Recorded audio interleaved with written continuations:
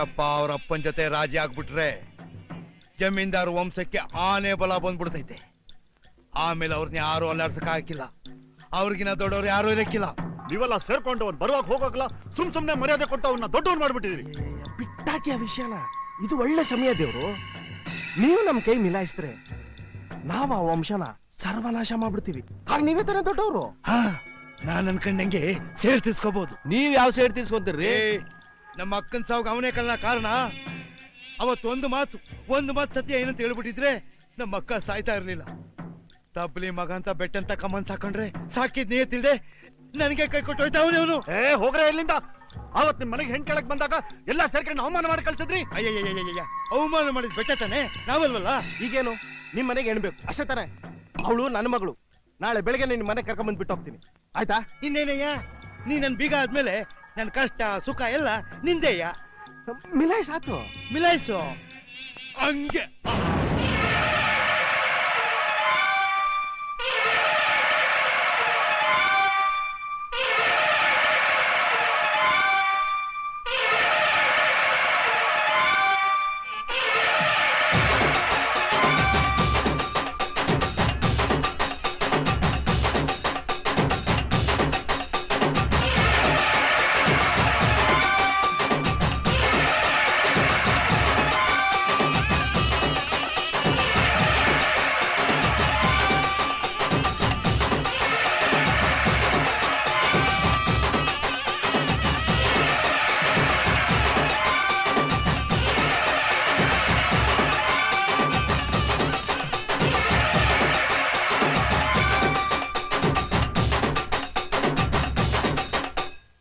ಅವರು ಮನಸ್ನ ಬದಲಾಯಿಸ್ಕೊಂಡ್ಬಿಟ್ಟವ್ರೆ ಕಣ್ಬೇಟಪ್ಪನವ್ರೆ.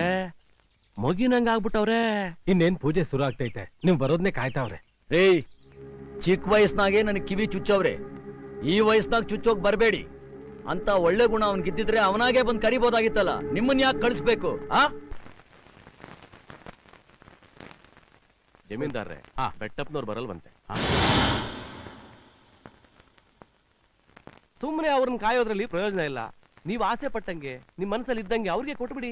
ಬೇಡ ಬೇಡ, ಇಷ್ಟು ದಿವಸ ಆದ್ಮೇಲೆ ಅಪ್ಪಯ್ಯ ಮನಸ್ಸನ್ನ ಬದಲಾಯಿಸ್ಕೊಂಡಿದ್ದಾರೆ. ಬೆಟ್ಟಪ್ಪನ್ಗೆ ಕೊಡಬೇಕು ಅಂತ ತೀರ್ಮಾನ ಮಾಡ್ಕೊಂಡಿದ್ದಾರೆ. ನಮಗೂ ಆಸೆ ಇತ್ತು, ಎರಡು ಕುಟುಂಬಗಳು ಒಂದಾಯ್ತಾವಲ್ಲ ಅಂತ. ಈಗ ಅವರೇ ಬರ್ಲಿಲ್ಲ ಅಂದ್ಮ್ಯಾಕೆ ನಾವೇನ್ ಮಾಡಕ್ಕಾಯ್ತದೆ? ಪೂಜೆ ಶುರು ಮಾಡಿ.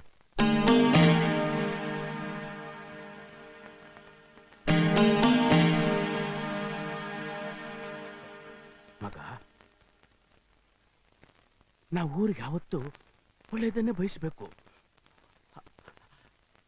ಆ ತಾಯಿ ಇಚ್ಛಂಗಾಯ್ತು ಹಂಗ ನಡೀಲಿ.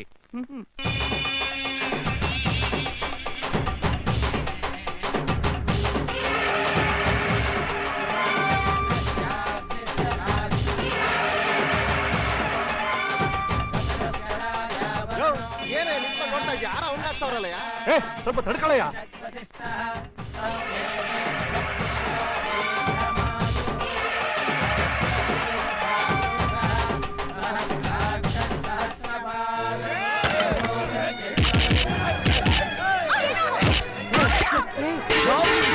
ಕದಲಬಾರ್ದು. ನಿಮ್ ಜಮೀನ್ದಾರರ ಕುಟುಂಬನ ಹ್ಯಾಕ್ ತುಂಡ ಕತ್ತರಿಸ್ತೀವಿ ಅಂತ ನೀವು ನಿಂತ್ಕೊಂಡು ಹೋಗ್ಬೇಕು. ಯಾವುದೇ ಕಾರಣಕ್ಕೂ ನಿನ್ನ ಕೈ ಆಗಿರೋದನ್ನ ಕೆಳಗೆ ಮಾಡಬೇಡ.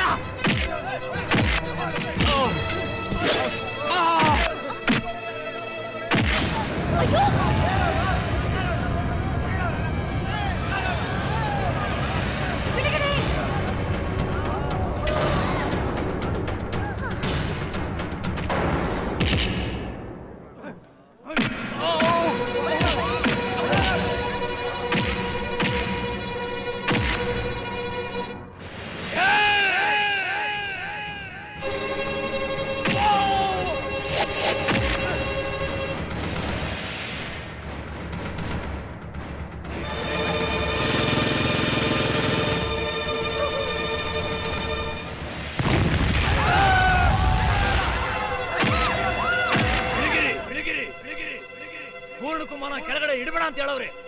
ವದತಿನು ಅಂತ ಹೇಳಿಲ್ಲ. ಎಲ್ರಿಗೂ ಇಕ್ಲ.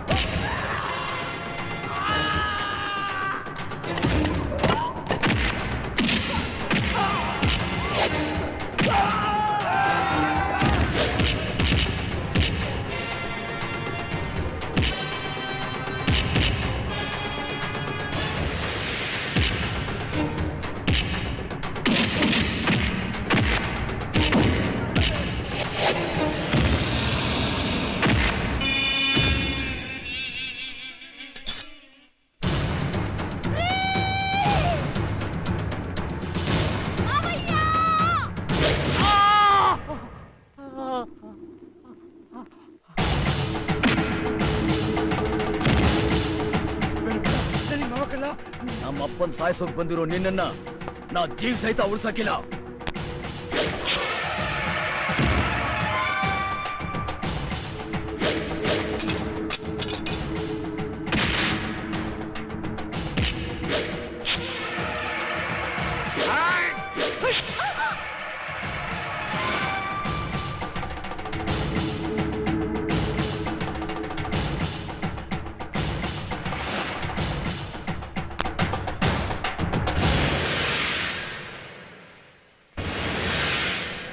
ಬೆಟ್ಟ ಬೆಟ್ಟ ಬೆಟ್ಟ ಬೆಟ್ಟ ಬೆಟ್ಟ ಬೆಟ್ಟ ಬೆಟ್ಟ ಬೆಟ್ಟ ಬೆಟ್ಟ ಬೆಟ್ಟ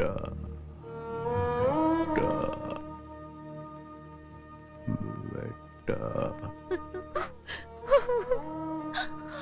ಬೆಟ್ಟ. ಇವತ್ತಿಗೆ 4 ದಿವಸ ಆಗೋಯ್ತು. 3 ಜನ ಯಾರು ಒಂದ್ ಗುಟಕ್ ನೀರು ಕುಡ್ದಿಲ್ಲ. ಬೆಟ್ಟ ಅಪ್ಪ ಅವ್ರನ್ನ ಇನ್ನೂ ಎಷ್ಟು ದಿವಸ ಅಂತ ಹಿಂಗೆ ಮಲಗಿಸ್ಕೊಂಡಿರ್ತೀರಿ? ಬೆಟ್ಟ ಅವನ ಅಪ್ಪಣೆ ಸಿಗೋವರೆಗೂ ಮಗನ ಮೇಲೆ ಅವ್ರಿಗೆ ಅಷ್ಟೊಂದು ಪ್ರೀತಿ. ಅವನ್ನ ನೋಡೋವರೆಗೂ ಇವ್ರ ಜೀವ ಹೋಗೋದಿಲ್ಲ.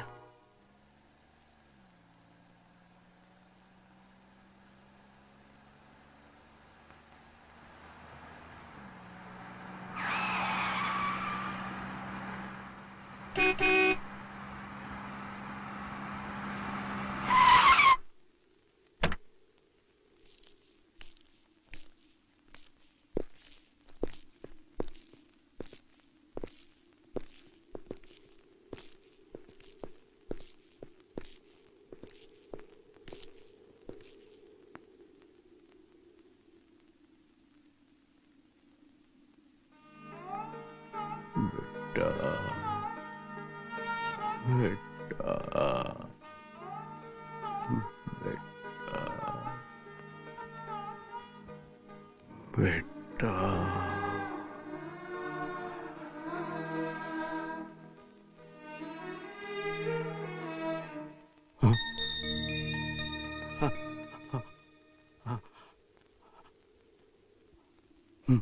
ಮಗ ಮಗ ಸಿಕ್ಬಿಡ್ತು ಅಪ್ಪಯ್ಯ, ಸ್ವರ್ಗನೇ ಸಿಕ್ಬಿಡ್ತು. ಈ 2 ಅಕ್ಷರನ ನಿಮ್ ಬಾಯಿಂದ ಕರೆಸ್ಕೊಡಕ್ಕೋಸ್ಕರ ನಾನ್ ಬದುಕಿದ್ನ 8 ವರ್ಷ ನಿಮ್ಗಳಿಂದ ದೂರ ಇತ್ತು. ನಾನೆಲ್ಲ ಕಳ್ಕೊಂಡ್ಬಿಟ್ಟಿದ್ದೆ. ಈಗ ನನ್ಗೆಲ್ಲ ಸಿಕ್ಬಿಡ್ತು ಅಪ್ಪಯ್ಯ, ಎಲ್ಲ ಸಿಕ್ಬಿಡ್ತು. ಯಾತಕ್ಕೋಸ್ಕರ ನನ್ನ ಹೋರಾಟ, ಯಾತಕ್ಕೋಸ್ಕರ ನನ್ನ ಕೂಗಾಟ? ಏನೂ ಸಾಧಿಸ್ಲಿಲ್ಲ ಅಪ್ಪಯ್ಯ, ಎಲ್ಲ ವ್ಯರ್ಥ ಆಗೋಯ್ತು. ಒಬ್ಬ ಮನುಷ್ಯ ಯಾವುದನ್ನ ಗೆಲುವು ಅನ್ಕೊಂತಾನೋ ಅದೇ ಸೋಲು. ಸೋತಾಗ ನಿಜವಾಗಿ ಗೆಲ್ತಾನೆ ಅಂತ ಕಾಣ್ತದೆ. ನಾನು ಗೆದ್ಬಿಟ್ಟೆ ಅಪ್ಪಯ್ಯ, ನಾನು ಗೆದ್ಬಿಟ್ಟೆ. ನನ್ನಿಂದ ನಿಮ್ಮ ಮನಸ್ಸಿಗೆ ತುಂಬಾ ನೋವಾಗೈತೆ. ಈಗಲೂ ನಾನು ನಿಮ್ಗೆ ಕ್ಷಮೆ ಕೇಳಿಲ್ಲ ಅಂದ್ರೆ ಆ ದೇವರು ನನ್ನ ಕ್ಷಮಿಸಕ್ಕಿಲ್ಲ. ನನ್ನ ಕ್ಷಮಿಸಿದ್ದೀರಾ ಅಪ್ಪಯ್ಯ? ನಾನು ಸೋಲ್ಬೋದಾಗಿತ್ತು ಮಗ. ರಾಮ ಹುಟ್ಟಿದ ಈ ಮಣ್ಣಾಗೆ ಎಲ್ರೂ ಶ್ರೀರಾಮಚಂದ್ರನಂಗಿರ್ಬೇಕು. ನನ್ನಂತ ಅಪ್ಪಂದಿರಿದ್ರೆ ನಿನ್ನಂತ ಮಕ್ಕಳಿಗೆ ನೋವು ಕೊಟ್ಟಾಗಾಯ್ತದೆ ಮಗ.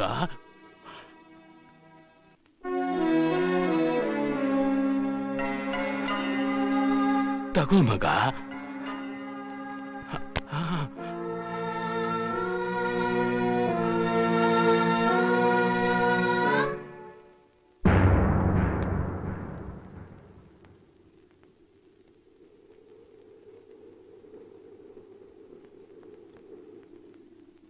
ತಾತ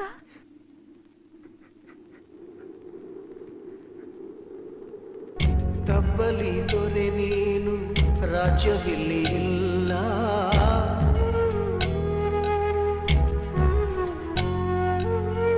ತಬ್ಬಲಿ ದೊರೆ ನೀನು ರಾಜ್ಯವಿಲ್ಲಿ ಇಲ್ಲ, ನಿನ್ನುಸಿರ ದುಃಖವನ್ನು ಅಳೆದೋರು ಇಲ್ಲ.